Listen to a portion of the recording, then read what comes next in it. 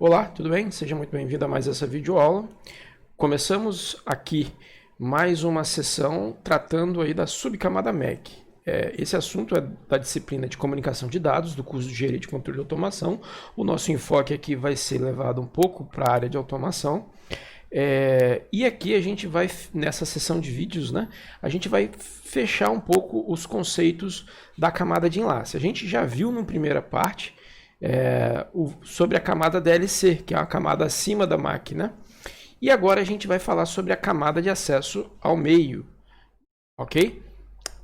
Todas as figuras que eu vou usar aqui, a maioria delas, né, vamos dizer assim, é do livro do Furosan.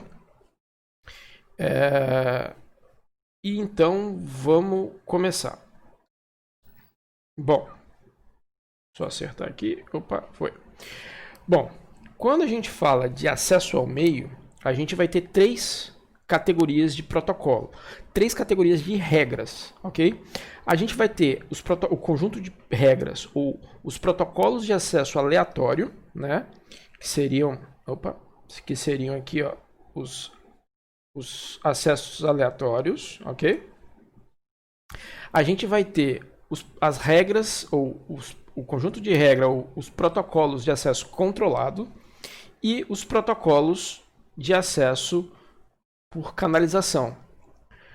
Bom, nesse caso, nessa parte do vídeo a gente vai ver sobre o Aloha, mas a gente também, né, o nosso enfoque principal é no CSMA.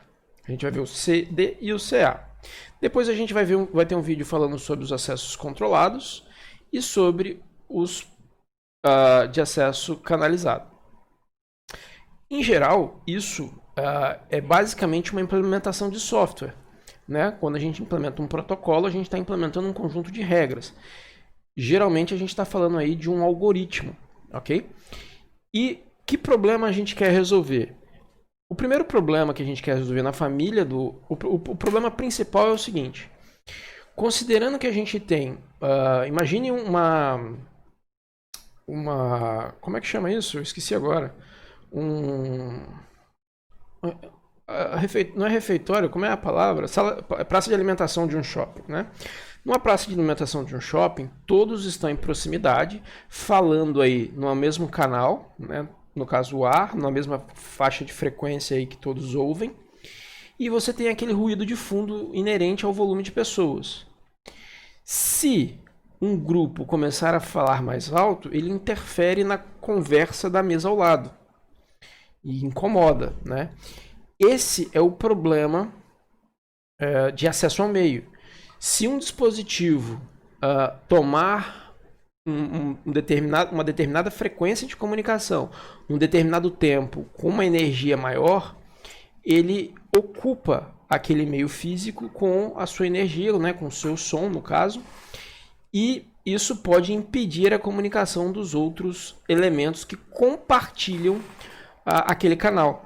Então, o problema de acesso ao meio, ele acontece nos links compartilhados, né? Então, se a gente fizer uma analogia aqui, por exemplo, a gente vai ter esse problema principalmente nas redes sem fio, ok?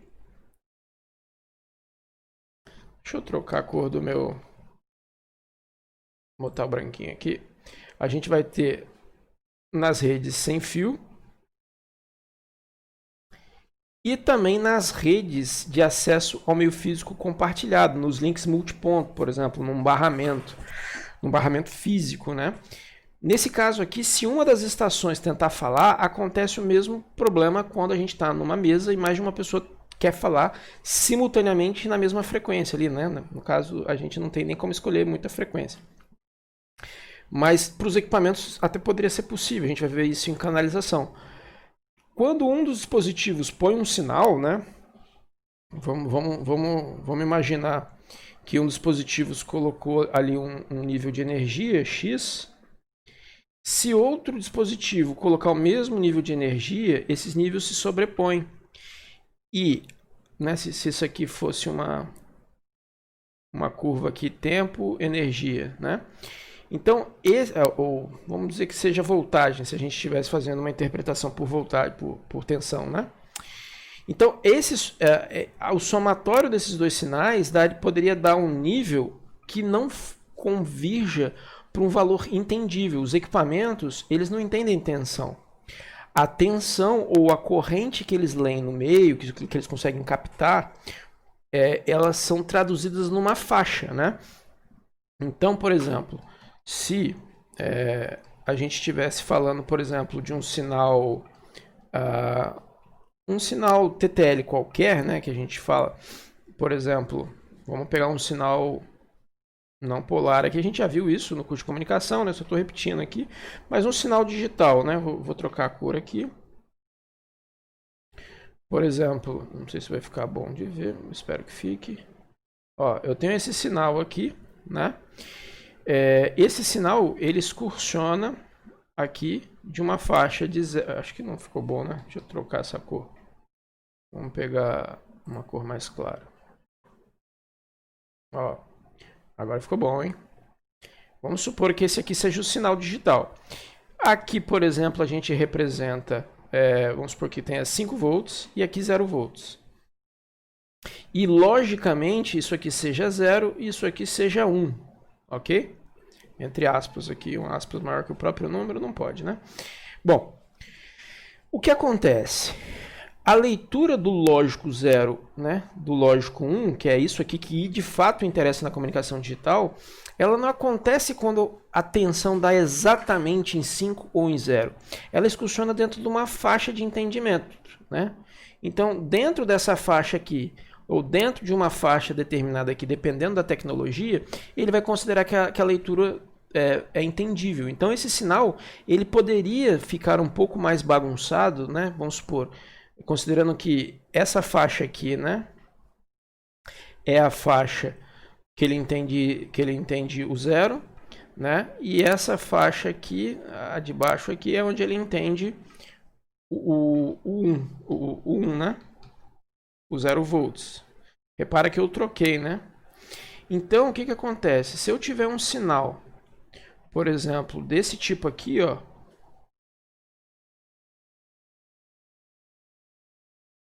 Opa. Vou fazer de novo, hein? Essa aqui é a faixa, ó.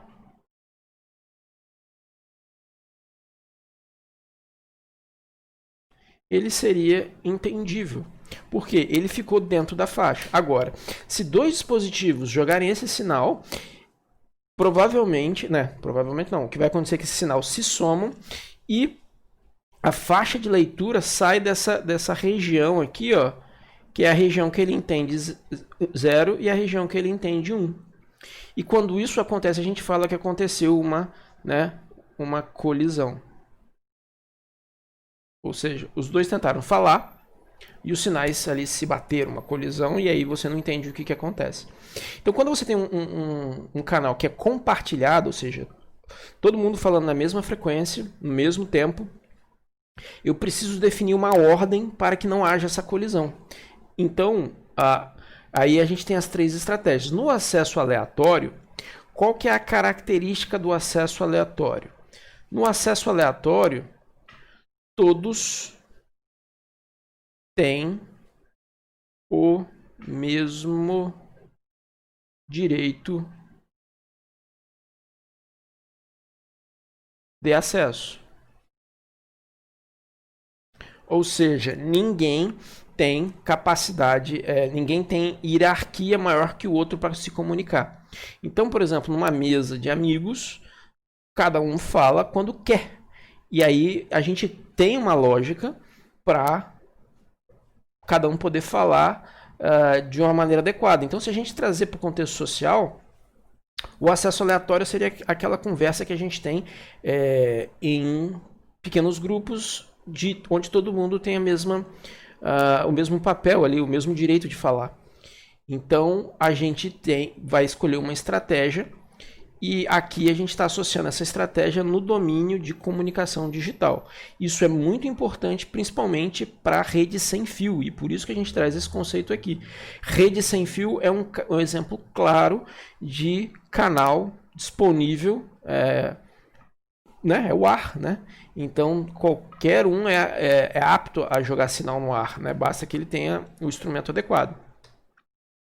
Então, a gente vai ver três estratégias, né? Nessa parte desse vídeo, a gente vai falar rapidamente do Aloha e do Slotted Aloha, do Aloha Slotted, vamos dizer assim, fatiado ou Slotted. Eu não sei traduzir slots direito, mas a ideia de botar dividido em slots, né? Em agrupados, vai ficar claro. Depois a gente vai ver esses dois algoritmos porque eles são, vamos dizer assim, os pais do CSMA, ok? Vamos lá. Qual que é a ideia do Aloha? Bom, o Aloha é o primeiro, que você tem notícia, o primeiro algoritmo conhecido projetado para rede local sem fio, ok? Então, ele foi projetado para rede local baseada em rádio, sem fio. Ele chama Aloha porque ele foi desenvolvido na Universidade do Havaí na década de 70. Qual que é a ideia dele? A ideia dele é basicamente simples. Eu vou enviar na hora que eu precisar e eu aguardo um tempo para verificar se teve colisão ou não, se eu recebo a confirmação. Se eu não recebi, eu tento de novo. Então, repara, quando a estação manda, um tempo que passa depois, a estação 2 manda a 3 e a 4, e nesse tempo aqui, ó, os frames se encontram, os sinais se encontram no meio, e aqui gera uma colisão e você perde essa informação porque você não consegue entender o que é 0, o que é mais 1, o que é 0 ou o que é 1 no barramento. Então o algoritmo do Aloha ele é bem simples, ele se baseia basicamente nessa estratégia. Eu quero transmitir, o que eu faço? Eu zero uma variável que vai ser o número máximo de tentativas que eu vou fazer para realizar aquela transmissão. Eu zerei, eu já mando o frame. E eu espero 2 vezes o tempo de propagação. Então, eu espero, considerando aí um tempo máximo de propagação, né? Isso é definido no algoritmo, né? Bom. E aqui você já vê um primeiro problema. Como você define um tempo máximo de transmissão num canal sem fio? É claro, você tem um pouco de propagação aí de onda eletromagnética, mas esse tempo vai ser afetado pelo movimento, né? Então o Aloha ele parte do princípio que você tem estações fixas e você consegue medir, né, o pior tempo, né, o tempo máximo entre as estações mais distantes. Esse é o primeiro ponto de atenção.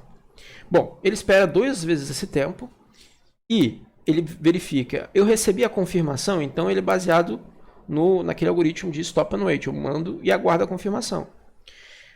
Se eu conseguir, sucesso, né? Então a gente descreveu essa primeira parte aqui. Beleza? Se não, ele incrementa o número de tentativas, ele verifica se chegou no número de tentativas máximo. Se chegou, ele aborta. É o famoso senta e chora. Não deu, não conseguiu transmitir, estava muito ocupado o meio físico.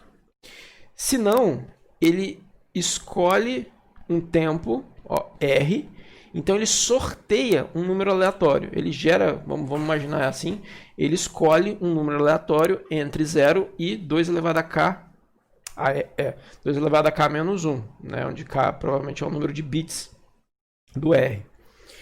Então ele vai esperar um tempo aleatório. Então essa foi a grande inovação. Se eu não conseguir dessa vez, eu vou esperar um tempo aleatório. Se todo mundo tentar um tempo aleatório, dificilmente os tempos baterão. E aí cada um vai ter a sua oportunidade. Então aqui, ó, o tempo de backoff, né, que eles chamam. É o R vezes o tempo de propagação. Então eu vou esperar R vezes o tempo de propagação até fazer uma nova tentativa de envio. Qual o problema? Bom, as estações aí têm que ficar num ponto fixo e você tem uma aleatoriedade de quando você vai de fato conseguir transmitir, certo? Então, além disso, por esse alto tempo de backoff, né, de espera, a transmissão ela sofre de uma aleatoriedade, ou seja, o tempo que eu vou levar para transmitir um frame eu não consigo definir. Ele é estatístico, ok? Então, mas o objetivo aqui é conseguir transmitir nesse acesso compartilhado. O problema é que, como esse tempo é muito espaçado e você tem uma baixa ocupação da largura de banda. Para protocolos onde você quer maximizar a utilização da largura de banda, o Aloha tem essa dificuldade. Então, deixa eu voltar aqui. Opa. Então, basicamente, você tem um tempo de vulnerabilidade, que é aquele tempo onde provavelmente, se você não aguardar esse tempo, haverá uma colisão, que é 2 vezes o tempo de transmissão de um frame. Ou seja, eu vou mandar um sinal, mas eu não mando um bit. Eu mando uma sequência de bits. Essa sequência é o meu quadro, né? Nós estamos falando da camada de enlace. Este quadro, ele tem um tempo para ser transmitido, porque se eu tenho uma capacidade de transmissão de bit, por exemplo, 10 megabits por segundo, eu consigo em 1 segundo mandar 10 megabits. Então, para eu mandar uma quantidade de bits menor, eu vou gastar um tempo. É uma regra de 3 simples, né? É o tempo que eu gasto para enviar o meu frame completo. Esse tempo, o tempo de vulnerabilidade, no caso do Aloha, é 2 vezes o tempo desse frame. Então, considerando que todas as estações vão usar aí o mesmo protocolo, o mesmo tamanho de frame, o tempo de vulnerabilidade dele é alto. E isso reduz a ocupação da largura de banda. Um melhoramento do Aloha é o Aloha fatiado, vamos dizer assim. Não sei se é uma boa tradução, mas o slot, qual que é a ideia?